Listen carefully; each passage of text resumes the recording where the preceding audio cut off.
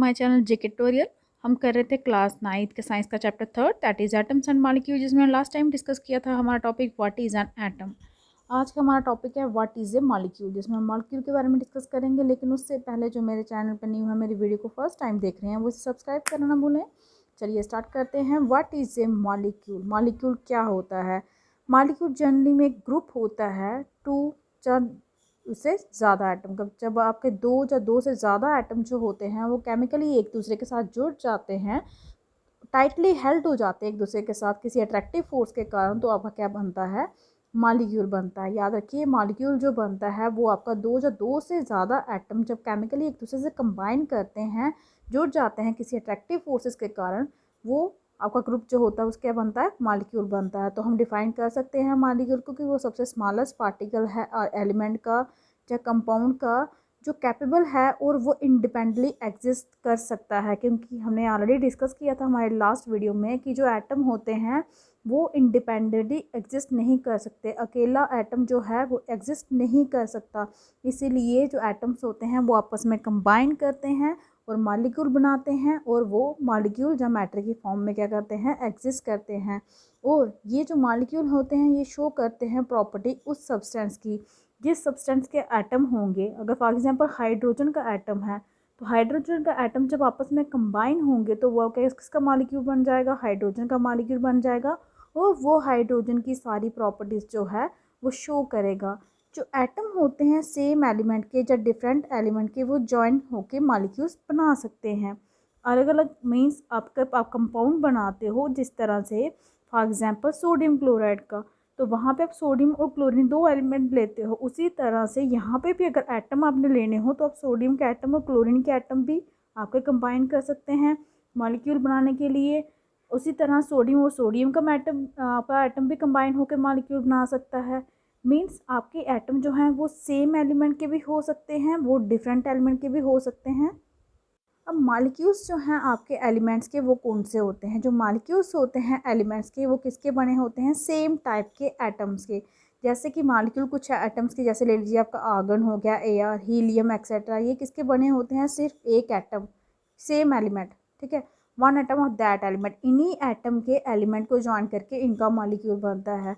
लेकिन ये वो केस नहीं है, this is not the case with most of the non matter. ज़्यादातर नॉन मैटर के साथ ऐसा केस नहीं होता।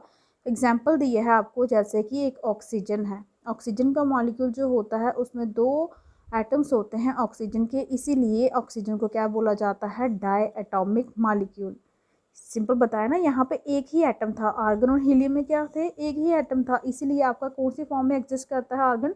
Ar, हीलियम, ऐसे लिखते हो। लेकिन ऑक्सीजन में दो एटम होते हैं ऑक्सीजन को। जब भी आप ऑक्सीजन को लिखते हो सिंगल ऑक्सीजन नहीं लिखते, आप लिखते हो O2 की फॉर्म में, क्योंकि ऑक्सीजन आपका डाई एटॉमिक मॉलिक्यूल है। अगर तीन एटम जो हैं ऑक्सीजन के अगर मिलते हैं और मॉलिक्यूल बनाते हैं, ठीक है, तो उस केस में हम क्या बोलते हैं? उसे बोलते हैं जैसे ओजोन, O3। वो आपको पता होगा ओजोन लेयर होती है, उसका आपका कौन सा फॉर्मूला होता है? O3। तो जो नंबर होते हैं एटम के जो एक मॉलिक्यूल बनाते हैं, उसे हम कहते हैं उसकी एटॉमिसिटी। मीन्स कितने नंबर ऑफ एटम जो होते हैं मिलके एक मॉलिक्यूल बनाते हैं, उसे ही हम उसी की क्या क्या बोलते हैं? एटॉमिसिटी बोलते हैं। जैसे कि ऑक्सीजन का डायटोमिक मॉलिक्यूल है, ऑक्सीजन दो एटम ज्वाइन करके ऑक्सीजन के बनता है, तो उसकी एटॉमिसिटी 2 होगी। ओजोन में तीन एटम जो होते हैं वो ज्वाइन होकर O3 बनाता है, ओजोन बनाता है, तो ये इसकी एटॉमिसिटी 3 होगी। मेटल्स और कुछ दूसरे एलिमेंट जैसे कि कार्बन, उनका सिंपल स्ट्रक्चर नहीं होता, लेकिन उसमें क्या होता है? वो सारे क्या होते हैं? इनडेफिनेट नंबर ऑफ एटम जो होते हैं वो आपस में जुड़े होते हैं। याद रखिए, मेटल्स और कुछ अदर एलिमेंट जैसे कि आपका कार्बन है, उसका सिंपल स्ट्रक्चर नहीं होता, लेकिन इसके अंदर बहुत ज़्यादा मात्रा में एटम जो होते हैं वो आपस में क्या होते हैं? बॉन्डेड, जुड़े हुए होते हैं। चलिए देखते हैं एटॉमिसिटी कुछ नॉन मैटर्स की। यहाँ पे देखिए आपको दी गई है एटॉमिसिटी। नॉन मैटर की दी है आर्गन की मोनोटॉमिक, क्योंकि उसमें एक ही एटम होता है। हीलियम की मोनोटॉमिक, क्योंकि उसमें एक ही एटम होता है हीलियम का। ऑक्सीजन की डायटॉमिक, हमने ऑलरेडी डिस्कस की। हाइड्रोजन की भी डायटॉमिक, क्योंकि हाइड्रोजन भी आप अकेले H नहीं लिखते हो, H2 लिखा जाता है। नाइट्रोजन की डायटॉमिक, क्लोरीन की डायटॉमिक, उसी तरह फॉस्फोरस की टेट्रा एटॉमिक। याद रखिए, फॉस्फोरस की टेट्रा एटॉमिक होती है, इसमें 4 एटम फॉस्फोरस के ज्वाइन होते हैं। और सल्फर की आपकी पॉली एटॉमिक मीन्स वो डिपेंड करता है कब किसके साथ ज्वाइन कर रहा है, उतने ही एटम सल्फर के कंबाइन किए जाते हैं। तो ये तो थे आपके मॉलिक्यूल्स एलिमेंट्स के। आपके कंपाउंड्स भी बनते हैं मॉलिक्यूल्स के द्वारा ही।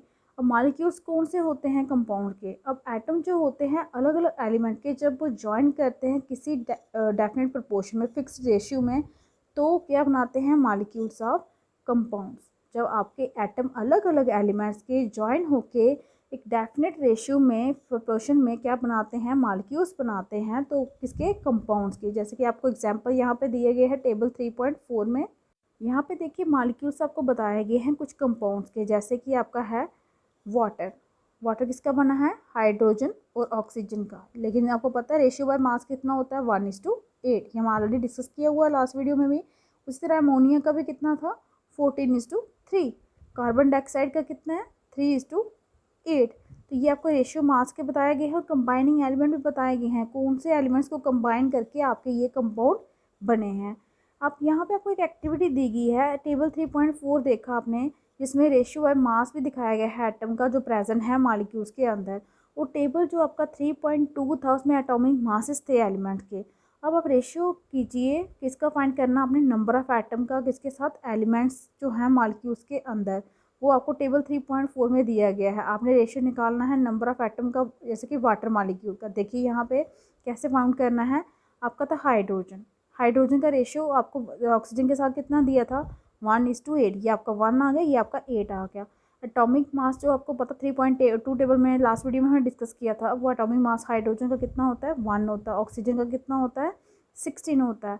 अब मास का रेशियो एटॉमिक मास के साथ 1/1 1 ही होगा। ऑक्सीजन का आपके एटॉमिक मास के साथ, ये रेशियो मास है, ये एटॉमिक मास है, 8/16 दैट इज़ 1:2। तो सिंपलेस्ट रेशियो क्या आएगा? जब आप 1:1/2 का रेशियो निकालेंगे तो 2 यहाँ पे इस साइड पे मल्टीप्लाई हो जाता है, ये आपका रेशियो आ जाता है 2:1। इसका मीन्स कि नंबर ऑफ एटम जो पानी के अंदर हैं कौन सी रेशियो में है? 2:1 की रेशियो में। नेक्स्ट आपका है व्हाट इज़ एन आयन। अब आयन भी यहीं कहीं से आया है। आयन होता क्या है? आपको पता है जो कंपाउंड होते हैं वो किसके बने होते हैं? मेटल्स के और नॉन मेटल्स के। और उनके ऊपर क्या होते हैं कि चार्ज स्पेशीज होती है। कई बार आपने देखा है ऐसे लिखा होता है Na positive, Cl negative, S के ऊपर 2 नेगेटिव। ये सिंबल देखे होंगे आपने। ये जो चार्ज होते हैं ना, ये इसके ऊपर जो चार्ज लगे होते हैं, जो जिस एटम के साथ आपके ऊपर जिसके ऊपर चार्ज लगा गया होता है, उसी को हम कहते हैं आयन्स। मीन्स ये सोडियम का आयन है, ये क्लोरीन का आयन है, कि आपका सल्फर का आयन है। तो आयन जो है वो किसका बना होता है? सिंगल चार्ज एटम का। एटम सिंगल होता है, उसके ऊपर क्या लगा होता है? चार्ज लगा होता है। चाहे ग्रुप ऑफ एटम भी होता है जिनके ऊपर क्या दिया गया होता है? नेट चार्ज दिया गया होता है। ग्रुप ऑफ एटम में आपने देखा है जब आपका सल्फेट होता है वो होता है आपका SO4, लेकिन ऊपर होता है उसके 2 नेगेटिव। ठीक है, तो ग्रुप है ना, ये सल्फर और ऑक्सीजन का ग्रुप है, उसके ऊपर भी क्या है? चार्ज हुआ है। तो आयन आपका क्या है? नेगेटिवली चार्ज भी हो सकता है, पॉजिटिवली चार्ज भी हो सकता है। जैसे कि H के ऊपर पॉजिटिव, Cl के ऊपर नेगेटिव। ठीक है, तो नेगेटिवली चार्ज आयन को हम कहते हैं एनायन। याद रखिए यहाँ पे क्लोरीन आपका क्या है? एनायन। और जिसके ऊपर पॉजिटिव चार्ज लगा हो उसे हम कहते हैं कैटायन। जैसे यहाँ पे हाइड्रोजन आपका क्या है? कैटायन। याद रखिए जो आपका नेगेटिवली चार्ज आयन होता है उसे हम एनायन कहते हैं, और जो पॉजिटिवली चार्ज आयन होता है उसे हम कैटायन कहते हैं। एग्जाम्पल दिया है जैसे यहाँ पे सोडियम क्लोराइड का। तो सोडियम क्लोराइड में क्या होता है? इसके जो पार्टिकल्स हैं, जहाँ पे जैसे कि ये सोडियम और साथ में क्या है? क्लोरीन। तो सोडियम के ऊपर पॉजिटिव चार्ज होता है, क्लोरीन के ऊपर नेगेटिव चार्ज होता है। यहाँ पे सोडियम आपका एज ए कैटायन बिहेव कर रहा है और क्लोरीन आपका एज ए एनायन बिहेव करता है। ये तो हो गए आयन की बात। इसमें कैटायन एनायन कौन से हो गए? अगर कि आपका ग्रुप हो कोई एटम का जिसके ऊपर चार्ज लगा हो, बहुत सारे एटम हैं, एक उनका ग्रुप है और उसके ऊपर चार्ज है, तो उस आयन को हम बोलते हैं पॉली एटॉमिक आयन। याद रखिए ग्रुप ऑफ एटम जिसके ऊपर चार्ज हो उसे हम क्या कहते हैं? Poly atomic ion. यहाँ पे आपको एक टेबल शो किया गया है, यहाँ से हम लर्न कर सकते हैं कि आयन्स जो हैं आयन दिखाए गए, यहाँ पे आयनिक कंपाउंड दिखाए गए हैं, उनका रेशियो और मास भी बताया गया है। लेकिन आयन बनते कैसे हैं वो हम चैप्टर 4 में डिस्कस करेंगे। यहाँ पे देखिए आयनिक कंपाउंड दिखाए हैं। कैल्शियम ऑक्साइड कैल्शियम और ऑक्सीजन को ज्वाइन करके बनता है, इनका रेशियो है 5:2। मैग्नीशियम सल्फाइड कौन से एलिमेंट्स को ज्वाइन करके बना है, मैग्नीशियम और सल्फर को, तो इनका रेशियो है 3:4। सोडियम क्लोराइड, सोडियम और क्लोरीन को ज्वाइन करके बनता है, इनका रेशियो होता है बाय मास 23:35.5। तो ये था हमारा आज का topic what is a molecule, जिसमें हमने देखे मॉलिक्यूल ऑफ एलिमेंट भी डिस्कस किया, मॉलिक्यूल ऑफ कंपाउंड भी डिस्कस किया और साथ में आयन क्या होता है ये भी डिस्कस किया। नेक्स्ट वीडियो में हम डिस्कस करेंगे कैसे हम केमिकल फॉर्मूले लिखते हैं। आज के लिए इतना ही। अगर आपको मेरी वीडियो अच्छी लगी हो तो प्लीज़ इसे लाइक कीजिए, शेयर कीजिए, चैनल को सब्सक्राइब कीजिए ताकि आपको मेरे जो लेटेस्ट वीडियो हैं वो टाइम टाइम मिलते रहें। Thank you.